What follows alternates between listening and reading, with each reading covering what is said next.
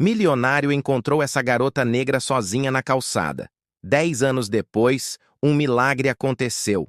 Em uma noite chuvosa de inverno, Ricardo Salazar, um milionário frio, conhecido por sua ambição implacável e por nunca olhar para os de baixo, para seu carro importado, ao ver uma garotinha negra, encharcada, tremendo de frio e sozinha na calçada de um bairro esquecido pela cidade. Ela não pedia nada. Só abraçava os joelhos, como quem já tinha desistido do mundo, impulsionado por um incômodo inexplicável, talvez a lembrança de sua irmã que morreu na infância. Ricardo a leva para um abrigo temporário e deixa uma quantia generosa, pedindo apenas uma coisa. Se um dia ela conseguir sair dessa vida, que ela lembre que alguém acreditou nela primeiro. 10 anos se passam. Ricardo, agora um homem solitário, enfrenta o colapso de sua fortuna e da sua saúde. Traído por sócios, abandonado pela família, ele dá entrada em um hospital público, quebrado por dentro e por fora. É quando entra no quarto uma jovem enfermeira, com um sorriso familiar e os mesmos olhos da menina da calçada. Seu nome é Sara. Negra, forte, determinada, agora formada, ela se dedica a cuidar de pessoas como ele. Mas o que acontece a seguir não é apenas um reencontro, é um milagre, emocional, silencioso e transformador, onde quem foi salvo se torna o salvador. E agora, Ricardo precisa decidir se reconectar com a humanidade que abandonou ou deixar tudo terminar em silêncio. Milionário. Encontra a garota negra. Capítulo 1. A chuva, o breu e o impulso. Inexplicável. Noite de inverno desabava sobre a cidade como um manto úmido e implacável. Gotas de chuva chicoteavam o para-brisa do carro importado de Ricardo Salazar, um casulo de luxo e isolamento que o separava do mundo lá fora. Ricardo, um milionário cuja ambição era tão afiada quanto sua frieza, deslizava pelas ruas úmidas, alheio aos dramas cotidianos dos de baixo. Sua vida era uma equação de lucros, aquisições e o controle absoluto sobre tudo que seu dinheiro podia comprar. Ele não tinha tempo para distrações, muito menos para a miséria humana. No entanto, em um bairro esquecido pela cidade, onde as luzes eram raras e as sombras abundantes, algo o fez pisar no freio. Não foi um obstáculo, não foi um semáforo, foi uma visão. Uma garotinha negra, pequena, encharcada, tremendo de frio e completamente sozinha na calçada. Ela não pedia nada. Seus braços estavam abraçados aos joelhos, seu corpo encolhido, como quem já havia desistido do mundo. A imagem era de uma desolação tão pura que perfurou a armadura de Ricardo, atingindo um lugar que ele pensava estar blindado contra qualquer emoção. Um incômodo inexplicável o dominou. Não era compaixão, não a princípio. Talvez fosse a lembrança de sua irmã, Lara, que morrera na infância, uma memória que o assombrava com a vulnerabilidade da vida. Ou talvez fosse a visão de sua própria insignificância diante daquela pequena figura desamparada. Contra toda a sua lógica e seus instintos, Ricardo desligou o motor, o luxuoso carro silenciando em meio ao barulho da chuva. Ele saiu, o ar gelado e a umidade abraçando-o, um desconforto que ele não sentia há anos. Ao se aproximar da menina, o cheiro de chuva e terra molhada era forte. Ele a tocou no ombro. Ela levantou a cabeça, seus olhos grandes e escuros, cheios de uma mistura de medo e surpresa, encontrando os dele. Ricardo, o homem que nunca olhava para os de baixo, estava prestes a mudar o destino de uma alma, e sem saber, o seu próprio. Capítulo 2. Um gesto silencioso e uma semente plantada. O toque de Ricardo fez a menina encolher-se ainda mais, como um pequeno animal acuado. Ele sentiu o frio de sua pele, o tremor incontrolável. Em seus olhos, viu não apenas medo, mas uma aceitação resignada do abandono. Era uma imagem que o atormentava. Com um gesto que era mais um reflexo de sua própria agitação interna do que pura bondade, Ricardo a ajudou a se levantar. A menina não falou, apenas o observou, seus olhos questionadores. Ricardo a conduziu ao carro, o luxo do interior contrastando violentamente com a miséria que a rodeava. A garota silenciosa sentou-se, seus olhos percorrendo o estofamento, de couro como se estivesse em outro planeta. Ricardo a levou para um abrigo temporário na periferia da cidade, um lugar que ele jamais imaginou que pisaria. O cheiro de comida simples e o burburinho de vozes se misturavam no ar acolhedor. Ele entregou a quantia mais generosa que já havia dado em sua vida, não por um pedido, mas por um impulso inexplicável. O dinheiro era uma forma de controlar a situação, de se livrar daquele incômodo. No entanto, ao se virar para ir embora, ele sentiu um puxão em sua consciência. A imagem da menina, seus olhos sem esperança, o assombrava. Ele se virou para a freira que o atendia, uma mulher de semblante gentil e olhos cansados, a irmã Cecília. Se um dia ela conseguir sair dessa vida, Ricardo disse, sua voz mais suave do que o normal, quase um sussurro. Que ela lembre que alguém acreditou nela primeiro. Ele não pediu nada em troca, nenhuma gratidão, nenhum reconhecimento. Apenas que a semente da esperança fosse plantada. Ele queria que aquela menina soubesse que, no momento mais escuro de sua vida, ela não estava completamente sozinha. A irmã Cecília, que havia cuidado de sua própria mãe em um passado distante, quando ela estava em um momento de fragilidade, reconheceu um lampejo de humanidade nos olhos frios do milionário. Ela assentiu com um sorriso que prometia mais do que apenas um cuidado material. Ricardo saiu do abrigo, a cena da menina tremendo na calçada e sua frase ressoando em sua mente, um eco que o seguiria por anos. Ele havia plantado uma semente de esperança sem saber que, 10 anos depois, essa mesma semente floresceria para salvá-lo. Capítulo 3. O império em frangalhos e o rosto na escuridão. 10 anos se passaram, e o tempo implacável havia cobrado seu preço de Ricardo Salazar. O milionário que tudo controlava era agora um homem quebrado, por dentro e por fora. Sua fortuna, antes inabalável, havia colapsado. Traído por sócios ambiciosos e sem escrúpulos, seus negócios ruíram em uma série de escândalos financeiros que o deixaram sem nada. A frieza que ele havia cultivado para com os outros se voltou contra ele, e sua própria família, acostumada à sua distância emocional e ao conforto do dinheiro, o abandonou, incapaz de lidar com a ruína e a vergonha. Ricardo, o homem que sempre teve o controle, viu sua vida desmoronar como um castelo de areia, sua saúde física e mental falhando sob o peso da traição e da solidão. Com o corpo debilitado e o espírito esmagado, Ricardo deu entrada em um hospital público.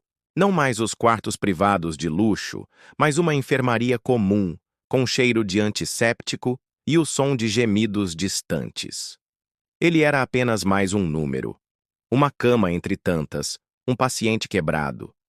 Suas mãos que um dia moveram mercados tremiam. Seus olhos, antes dominadores, estavam agora vazios, refletindo o desespero de um homem que havia perdido tudo e não tinha mais para onde ir. Ele se sentia um lixo, jogado na calçada como naquela noite de chuva. A ironia era cruel. A noite do hospital era longa, e Ricardo, em seu estado semiconsciente, flutuava entre a realidade e o torpor da medicação. Foi então que uma figura surgiu na penumbra de seu quarto. Uma jovem enfermeira com um sorriso familiar e os mesmos olhos da menina da calçada, que ele não via há 10 anos. Seu nome era Sara. Negra, forte, determinada, agora formada e dedicada a cuidar de pessoas como ele. Seus passos eram suaves, sua presença, um bálsamo. Ricardo, com os olhos turvos, tentou focar no rosto dela, uma sensação estranha de reconhecimento, de algo perdido e agora reencontrado. O que aconteceria a seguir não era apenas um reencontro.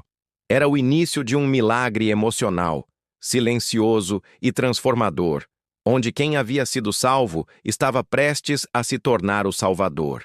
E Ricardo, o homem que sempre controlou tudo com dinheiro, estava prestes a enfrentar a maior de suas escolhas. A história de Ricardo Salazar e da menina da calçada está apenas começando e o destino reserva reviravoltas incríveis. Inscreva-se no canal para não perder os próximos capítulos desta jornada emocionante de redenção e milagres. Deixe seu like se você também está chocado com o reencontro de Ricardo e Sara. Compartilhe este vídeo para que mais pessoas mergulhem nessa trama de destino, dinheiro e o poder da conexão humana. Comente abaixo. O que você acha que Sara vai fazer quando descobrir quem Ricardo realmente é? Qual será a maior lição que ele aprenderá? Capítulo 4. A humildade do andarilho e o fantasma do pai.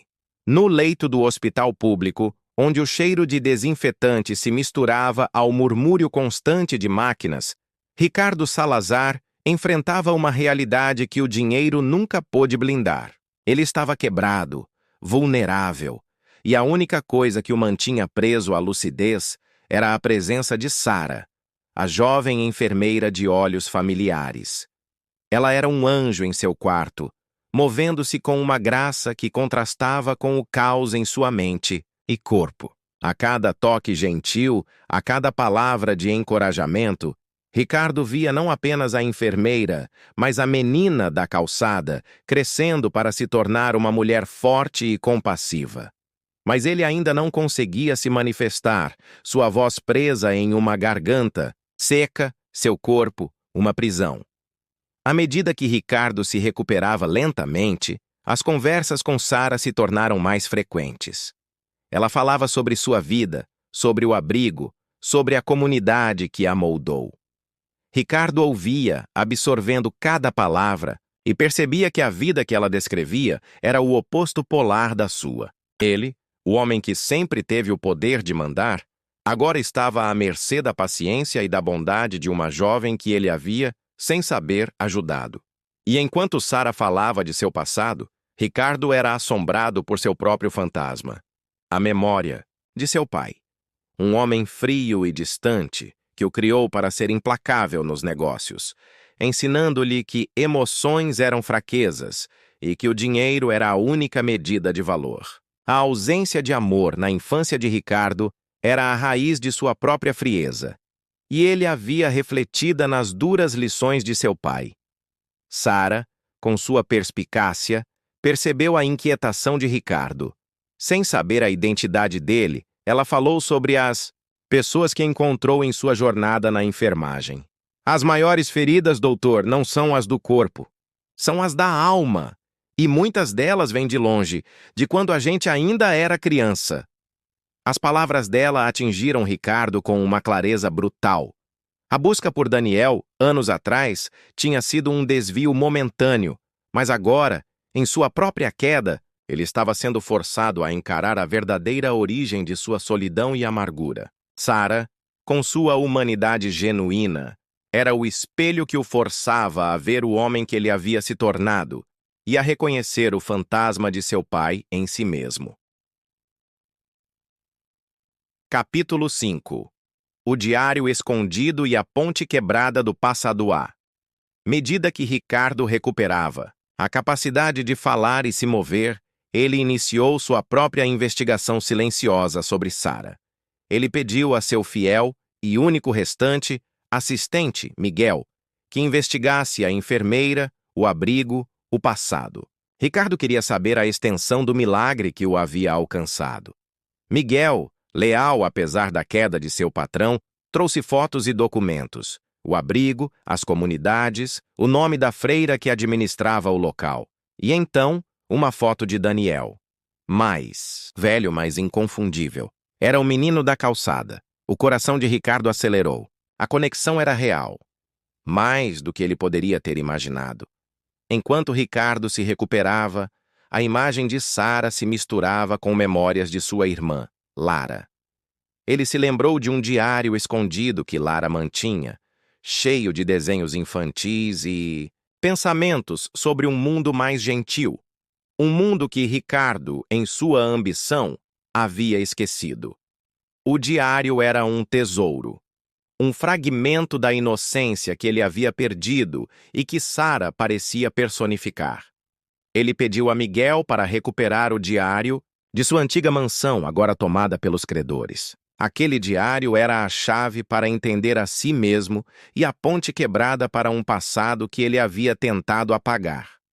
A busca pelo diário levou Miguel a uma antiga freira, a irmã Cecília, que agora vivia em um lar de idosos e que, em um passado distante, havia cuidado da mãe de Ricardo em um período de grande dificuldade. Irmã Cecília era uma figura lendária entre os mais velhos da família, conhecida por sua sabedoria e por ter sido uma confidente da mãe de Ricardo. Ela não era mais a mesma freira que Ricardo vira anos atrás no abrigo de Sara, mas a revelação de sua existência reacendeu em Ricardo a memória de sua própria mãe, uma mulher que ele também havia negligenciado em sua busca por sucesso. A irmã Cecília havia guardado segredos e histórias de sua família por anos, e sua presença agora no caminho de Ricardo era um sinal de que o passado estava se recusando a ficar enterrado, exigindo um acerto de contas. Capítulo 6. Os segredos. Da comunidade e a alma do mendigo Ricardo estava se recuperando fisicamente, mas sua mente estava em turbulência. As revelações sobre Sara, o diário de Lara e a existência da irmã Cecília, que havia cuidado de sua própria mãe, teciam uma rede complexa de passado e presente. Ele precisava sair do hospital para confrontar essas verdades. Contravindo as ordens médicas, ele arquitetou uma saída discreta, usando seus últimos contatos para escapar da vigilância dos credores. Ele não estava mais fugindo da morte, mas buscando a vida. Sua primeira parada foi o centro comunitário onde Sara havia crescido e onde Dona Helena o havia acolhido. Ele se aproximou de Dona Helena e de Maria, a ex-professora agora sem teto, com uma humildade que ele jamais pensou possuir. Eles o reconheceram, não como o magnata, mas como o homem que havia sido espancado. Ricardo confessou a ele sua busca por Daniel, a verdade sobre Sara e o peso de sua própria culpa. Maria, com seus olhos de sabedoria que haviam visto a miséria e a grandeza humana, olhou para Ricardo com uma nova curiosidade. Ela revelou que Daniel era um garoto especial, quase um anjo da guarda para a comunidade, e que ele havia falado de um homem quebrado, que ele precisava salvar, antes mesmo da explosão. Foi então que Jonas, o mendigo sábio que Ricardo havia visto no farol e que antes não havia notado, se aproximou. Jonas, que Maria o descreveu como um guardião silencioso da comunidade, olhou para Ricardo, seus olhos profundos e cheios de uma verdade que o fez tremer. Nem todo anjo tem asa, doutor, Jonas sussurrou, a voz rouca, mas ressoando com uma verdade antiga. E nem todo rico tem alma. Ele estendeu a mão e tocou o braço de Ricardo. O toque foi leve, mas profundo, como se o mendigo pudesse sentir a alma de Ricardo se agitando. Jonas então revelou a Ricardo um segredo da comunidade. Daniel havia sido encontrado na calçada quando bebê, com uma marca de nascença peculiar nas costas. Ele havia sido profetizado como alguém que mudaria o destino de uma alma perdida. Ricardo sentiu um calafrio. O garoto não era apenas um menino. Ele era uma peça crucial em um plano maior, um instrumento do destino. A alma de Ricardo estava em jogo, e a verdade se desenrolava em um cliffhanger que prometia uma jornada espiritual e emocional sem volta. Ricardo Salazar está desvendando os mistérios de sua própria alma, guiado por um garoto que o salvou. Inscreva-se no canal para não perder os próximos capítulos desta saga emocionante de redenção e destino. Deixe seu like se você também está impressionado com as verdades que Ricardo está descobrindo sobre si mesmo. Compartilhe este vídeo para que mais pessoas mergulhem nesta trama de mistério, fé e o poder da transformação. Comente abaixo. O que você acha que a marca de nascença de Daniel significa? Ricardo conseguirá confrontar seu passado e abraçar a humildade? Capítulo 7. O confronto com o passado e o peso de seus pecados. As palavras afiadas e diretas de Maria ressoaram com a verdade que irmã Inês havia revelado. Ricardo era, de fato, um homem que havia perdido sua alma, impulsionado pelas mesmas falhas que havia herdado e amplificado. Sua jornada para encontrar Daniel havia se tornado uma escavação involuntária de seu próprio passado, puxando à tona ressentimentos enterrados e pecados não reconhecidos. Ele começou a confrontar as memórias dolorosas de sua infância, os momentos em que a frieza de seu pai moldou sua própria incapacidade de se conectar, de sentir.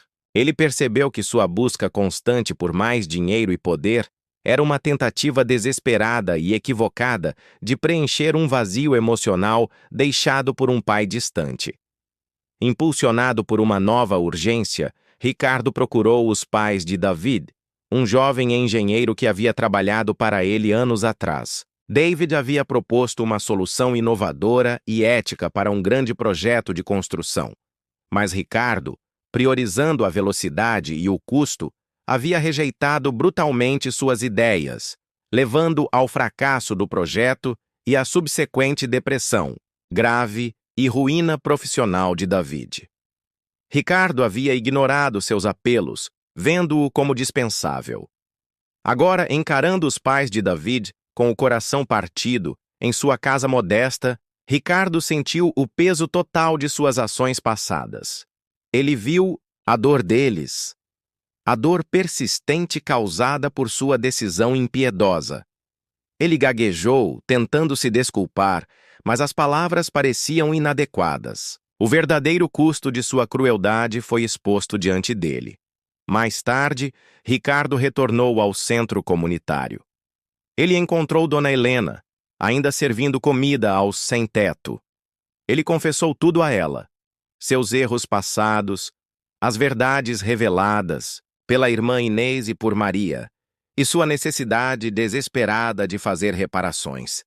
Dona Helena ouviu, seus olhos cheios de uma calma compreensão. Ela lhe disse que Daniel havia sido encontrado recentemente, seguro, tendo ficado com um parente distante em outra parte da cidade, assustado com a explosão.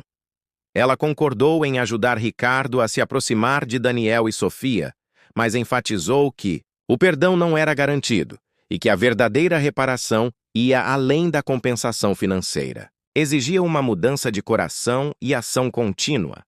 O verdadeiro acerto de contas, Ricardo percebeu, não seria com seu eu passado, mas com o futuro que ele escolheu construir. Capítulo 8. O espelho da culpa e a semente da redenção. As palavras de Maria, afiadas e diretas, ressoaram com a verdade que irmã Inês havia revelado. Ricardo era, de fato, um homem que havia perdido sua alma, impulsionado pelas mesmas falhas que havia herdado e amplificado. Sua jornada para encontrar Daniel havia se tornado uma escavação involuntária de seu próprio passado, puxando à tona ressentimentos enterrados e pecados não reconhecidos. Ele começou a confrontar as memórias dolorosas de sua infância, os momentos em que a frieza de seu pai moldou sua própria incapacidade de se conectar, de sentir.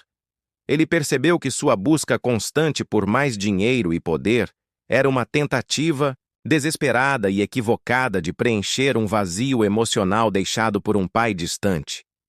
Impulsionado por uma nova urgência, Ricardo procurou os pais de David, um jovem engenheiro que havia trabalhado para ele anos atrás. David havia proposto uma solução inovadora e ética para um grande projeto de construção. Mas Ricardo, priorizando a velocidade e o custo, havia rejeitado brutalmente suas ideias, levando ao fracasso do projeto e à subsequente depressão grave e ruína profissional de David. Ricardo havia ignorado seus apelos, vendo-o como dispensável. Agora, encarando os pais de David, com o coração partido, em sua casa modesta, Ricardo sentiu o peso total de suas ações passadas. Ele viu a dor deles, a dor persistente causada por sua decisão impiedosa. Ele gaguejou, tentando se desculpar, mas as palavras pareciam inadequadas. O verdadeiro custo de sua crueldade foi exposto diante dele. Mais tarde, Ricardo retornou ao centro comunitário. Ele encontrou Dona Helena, ainda servindo comida aos sem-teto. Ele confessou tudo a ela: seus erros passados, as verdades reveladas pela irmã Inês e por Maria, e sua necessidade desesperada de fazer reparações. Dona Helena ouviu, seus olhos cheios de uma calma compreensão. Ela lhe disse que Daniel havia sido encontrado recentemente, seguro, tendo ficado com um parente distante em outra parte da cidade, assustado com a explosão. Ela concordou em ajudar Ricardo a se aproximar de Daniel e Sofia, mas enfatizou que o perdão não era garantido e que a verdadeira reparação ia além da compensação financeira. Exigia uma mudança de coração e ação contínua. O verdadeiro acerto de contas, Ricardo percebeu, não seria com seu eu passado, mas com o futuro que ele escolheu construir. Capítulo 9. O ponto mais baixo e o abraço inesperado à publicidade. Em massa, e o escândalo financeiro levaram Ricardo ao seu ponto mais baixo. Ele estava no hospital, devido a um colapso nervoso, não físico. Sua carreira estava em ruínas, seu nome sinônimo de escândalo. A bajulação havia se transformado em desprezo, e os amigos de outrora em fantasmas. A solidão pesava mais do que nunca, mas agora era uma solidão autoimposta pela verdade, não pela arrogância. Ele via seu império desmoronar, e com ele, a vida que ele havia conhecido. A dor da perda era imensa, mas misturada com uma sensação de libertação. Enquanto Ricardo se afundava em sua dor e arrependimento, Gabriel, com sua inocência e amor incondicional, se tornou seu maior consolo. O menino, alheio ao drama da mídia, visitava seu pai no hospital todos os dias, trazendo desenhos coloridos e histórias de Lucas. Ele não via o pai como um homem falido ou um pecador, mas como pai, o homem que agora estava disposto a reconhecer seu irmão. Em um de seus encontros, Gabriel trouxe Lucas para o hospital. O menino da rua, ainda com seus sapatos velhos, mas com um brilho de esperança nos olhos, sentou-se ao lado da cama de Ricardo. Não havia ressentimento, apenas a curiosidade inocente de uma criança. Ricardo, com as lágrimas escorrendo pelo rosto, estendeu a mão para Lucas. "Eu sinto muito, meu filho." Ele sussurrou, a voz embargada pela emoção. "Sinto muito por tudo." Lucas, sem entender a profundidade das palavras, apenas sorriu e tocou a mão de Ricardo. Naquele momento, não havia milionário, nem menino da rua, nem escândalo. Havia apenas um pai se conectando com um filho que ele havia abandonado. Aquele abraço foi o perdão que Ricardo tanto buscava, o início de sua verdadeira redenção. Foi o ponto mais baixo de sua vida, onde ele perdeu tudo, mas também onde ele ganhou o que o dinheiro nunca poderia comprar: a família e a paz de sua alma. O cliffhanger era a promessa de um novo começo, incerto, mas repleto de esperança. Capítulo 10. O sacrifício público e o início da reparação. Abraço de Lucas foi o divisor de águas para Ricardo. Ele havia perdido seu império, sua reputação, a vida que ele conhecia, mas havia ganhado a paz de uma alma que começava a se curar. A humilhação pública, que antes seria insuportável, transformou-se em um catalisador para sua redenção. Internado no hospital, ele usou o tempo para planejar seu futuro. Não o futuro dos negócios, mas o futuro de sua alma. Ele instruiu Helena, sua advogada, a liquidar grande parte de seus bens e a transferir a vasta maioria de sua fortuna para a Fundação Sophia Vance, em homenagem à sua irmã. Não era uma doação pontual, mas uma reestruturação completa de sua vida, dedicando-se integralmente à filantropia e ao serviço social. A imprensa, que antes o crucificava, agora o observava com um misto de ceticismo e fascínio. Ricardo, sem se importar com a opinião pública, começou a aparecer em programas de TV e em entrevistas, não para se defender, mas para confessar publicamente seus erros, detalhando sua vida de ganância, o abandono de Mariana, a indiferença para com o mendigo e o impacto de suas ações na vida de seu próprio filho, Lucas. Ele não poupou detalhes, nem a si mesmo. Foi um ato de sacrifício público, uma penitência perante o mundo, que chocou e dividiu a opinião pública. Muitos ainda o criticavam, mas outros, tocados por sua honestidade brutal, começaram a ver um homem verdadeiramente arrependido. Enquanto Ricardo se despojava de sua fortuna e de sua imagem, Gabriel, seu filho legítimo, se tornou um pilar de apoio. O menino, com sua inocência e amor incondicional, era a prova viva de que a compaixão podia florescer mesmo nas circunstâncias mais difíceis. Ele passava horas no hospital com Ricardo, desenhando e contando histórias de Lucas, que agora se tornara uma figura frequente na vida de Gabriel. A relação dos dois irmãos, nascida da inocência de Gabriel, era a semente de uma nova família para Ricardo, uma família construída não sobre o dinheiro, mas sobre o amor e o perdão. O padre Benedito e a irmã Cecília observavam de longe, satisfeitos, a metamorfose do milionário, cientes de que a verdadeira reparação estava apenas começando. Ricardo está em seu ponto mais baixo, mas um abraço inesperado pode ser o início de sua redenção. Inscreva-se no canal para não perder os próximos capítulos desta jornada de redenção sem precedentes. Deixe seu like se você também se emocionou com o encontro de Ricardo e Lucas. Compartilhe este vídeo para que mais pessoas testemunhem o poder do perdão e da união familiar. Comente abaixo. O que você acha que acontecerá com a família de Ricardo? Ele conseguirá reconstruir sua vida de verdade? Capítulo 11. A reconstrução da vida e o chamado da comunidade. Após receber alta do hospital, Ricardo não voltou para sua cobertura de luxo. Ele se mudou para uma casa modesta no mesmo bairro onde Lucas e Mariana viviam, uma decisão que chocou seus antigos colegas e a mídia. Sua vida de luxo foi substituída por uma rotina de simplicidade e trabalho árduo na Fundação Sofia Vance. Ele mergulhou de cabeça nos projetos sociais, trabalhando lado a lado com a comunidade, ouvindo suas necessidades e utilizando sua mente analítica para criar soluções reais para a pobreza, a violência e a exclusão social. Seus dias eram preenchidos com visitas a abrigos, reuniões com líderes comunitários e, principalmente, com o tempo dedicado a Lucas e Mariana. Reconciliação com Mariana, a mãe de Lucas, foi um processo lento e doloroso. Ricardo não a pressionou, apenas esteve presente. Ele garantiu que ela e Lucas tivessem um lar seguro, acesso à saúde e a todas as oportunidades que o dinheiro poderia oferecer. Ele se sentava por horas ouvindo as histórias de Mariana, a dor do abandono, a luta nas ruas, a rejeição da irmã, Betânia, que, confrontada pelo padre Benedito e pela imprensa, foi afastada de suas funções no abrigo.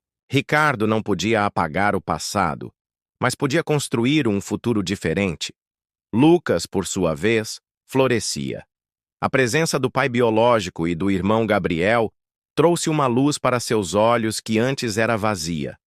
Ele começou a ir à escola, a brincar, a sorrir de uma forma que Ricardo nunca tinha visto. A comunidade, que antes o via com desconfiança, começou a aceitá-lo, a vê-lo não como o milionário que se arrependeu, mas como o homem que estava ajudando. A transformação de Ricardo era visível em cada gesto, em cada palavra.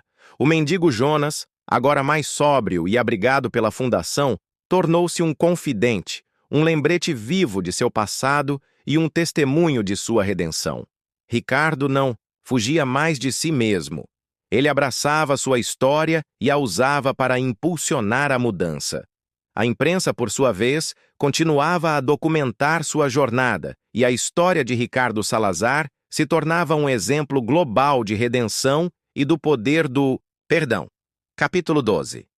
O clímax. O palco da verdade revelada e o legado de um nome, o ponto culminante da transformação de Ricardo, aconteceu durante um grande evento de conscientização organizado pela Fundação Sofia Vance em uma praça pública do bairro onde Lucas e Mariana viviam. Não era um evento de gala, mas uma celebração da comunidade e da esperança. Milhares de pessoas compareceram. Moradores locais, beneficiários da fundação, a imprensa e figuras importantes como o padre Benedito e a irmã Cecília, que veio da Itália para apoiar Ricardo. Ricardo estava prestes a subir ao palco para falar, mas um murmúrio percorreu a multidão. Uma mulher com um semblante sério, mas com os olhos que carregavam a dor de uma vida, aproximou-se do palco. Era Sofia Vance, a ex-esposa de Ricardo e mãe de Gabriel. Ela havia vindo não para confrontá-lo, mas para testemunhar. Ricardo a viu, seus olhos se encontraram e um silêncio respeitoso tomou conta da praça. Sofia subiu ao palco e pegou o microfone antes que Ricardo pudesse começar a falar. Sua voz, inicialmente embargada, ecoou com uma força surpreendente. Ela falou sobre o acidente de Lara, sobre a dor que a havia consumido, sobre a forma como Ricardo se fechou e a abandonou. Ela não o poupou, descrevendo a frieza e a arrogância que ele havia demonstrado. Mas então, sua voz mudou. Ela falou sobre o menino, Lucas, sobre a Fundação Sofia Vance, sobre a transformação que Ricardo havia passado. Ela reconheceu o esforço, a humildade e a dedicação que ele havia demonstrado. Sofia, então, se virou para Ricardo, seus olhos marejados. "Você causou uma dor imensa, Ricardo", ela disse, sua voz entrecortada pela emoção. "Mas você está tentando repará-la. E por Mateus, por Gabriel, por Sofia e por Lara. Eu escolho acreditar em você." Ela estendeu a mão para ele. Naquele momento não havia ex-cônjuges, apenas duas almas unidas pela dor e pela esperança. Ricardo pegou a mão dela, as lágrimas escorrendo pelo seu rosto. Foi então que, da plateia, um menino pequeno com a inocência em seu olhar, correu em direção ao palco. Era Gabriel. Atrás dele vinha Lucas, agora com um brilho nos olhos que ele não tinha antes. Os dois meninos subiram ao palco e abraçaram Ricardo, formando um círculo. O público aplaudiu, não apenas pela confissão, mas pela família que se reunia ali, não de sangue, mas de uma nova forma de amor e perdão. A verdade havia sido revelada, o pecado confrontado e o perdão, finalmente, encontrado. Capítulo 13. O legado de um nome e a família. Reconstruída, o toque da mão de Sofia na sua foi mais curativo do que qualquer medicamento. Não era um perdão completo, mas uma trégua, uma semente de esperança plantada em um solo antes árido. Ricardo compreendeu que a redenção não era um destino, mas uma jornada contínua, uma escolha diária. Sua fundação, agora ativa e robusta, começou a transformar vidas. Helena e sua equipe trabalharam incansavelmente para reverter os danos causados por sua antiga empresa, canalizando recursos para projetos de energia limpa, abrigos para mulheres e apoio a comunidades marginalizadas. Ricardo, antes um CEO temido, era agora um administrador humilde, presente em cada reunião, não ditando ordens, mas ouvindo com o coração. A relação com Mariana, a mãe de Lucas, evoluiu de um pedido de perdão para uma parceria de trabalho e uma amizade forjada na dor e na superação. Mariana, agora uma mulher forte e empoderada, tornou-se uma figura central na fundação, utilizando sua própria experiência para ajudar outras mulheres em situação de vulnerabilidade. Ricardo garantiu que ela tivesse um lar seguro, acesso à saúde e a todas as oportunidades que o dinheiro poderia oferecer. Lucas, o irmão que revelou a verdade, crescia feliz e saudável, cercado pelo amor de uma família que ele nunca soube que tinha. Ele era a prova viva de que o amor podia curar as feridas mais profundas. A reconciliação com Sofia, a ex-esposa de Ricardo e mãe de Gabriel, foi um processo delicado, mas significativo. A dor da perda de Lara ainda era uma cicatriz, mas o esforço de Ricardo para se redimir e o amor compartilhado por Gabriel e Lucas trouxeram uma nova forma de união. Sofia se tornou uma conselheira da fundação, unindo sua paixão pela filantropia com os recursos de Ricardo, para criar um impacto ainda maior. A família de Ricardo não era mais definida por laços de sangue e dinheiro, mas por uma complexa tapeçaria de perdão, aceitação e amor incondicional, mostrando que, mesmo após a maior das tragédias, a esperança pode florescer. Capítulo 14. O preço do céu e o eco do amor incondicional. Anos se passaram. Ricardo Salazar, agora um homem idoso com cabelos brancos e um sorriso gentil, era conhecido não por sua antiga fortuna, mas pelo legado de amor e compaixão que ele havia construído. A Fundação Sophia Vance foi um sucesso global, transformando vidas e inspirando a justiça social em todo o mundo. Ricardo era frequentemente convidado a dar palestras, não sobre negócios, mas sobre a jornada de sua alma, o preço de seus pecados e a alegria de encontrar a redenção no serviço ao próximo. Ele sempre começava suas palestras com a frase de seu filho: "Pai, ele é meu irmão." E terminava com a prova de que a verdadeira riqueza não estava em seus bilhões, mas nas vidas que ele havia tocado e na paz que ele havia encontrado. Lucas e Gabriel, agora jovens adultos, eram inseparáveis. Lucas, com o apoio da Fundação, tornou-se um líder comunitário, dedicando sua vida a dar voz aos esquecidos, assim como ele havia sido um dia. Gabriel seguiu os passos do pai, mas com uma nova consciência, usando a tecnologia para o bem social, em vez de lucro. Os dois eram a manifestação viva da redenção de Ricardo, a prova de que o amor e a aceitação podiam transcender as barreiras sociais e os segredos do passado. A história termina com Ricardo, já em idade avançada, sentado no mesmo banco do parque onde ele e Lara costumavam brincar. Lucas, agora adulto, se senta ao seu lado. A memória de Lara ainda estava lá. Uma dor agridoce, mas agora temperada pela paz que ele havia encontrado em sua redenção.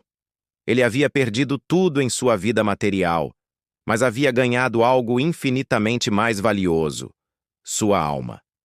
Seu último pecado havia sido redimido através do amor e do serviço. Ele fechou os olhos, escutando os sons do parque, os risos das crianças, o canto dos pássaros. E em sua mente, ele ouviu novamente o grito de um menino negro, descalço e desesperado: "Não entre no carro!"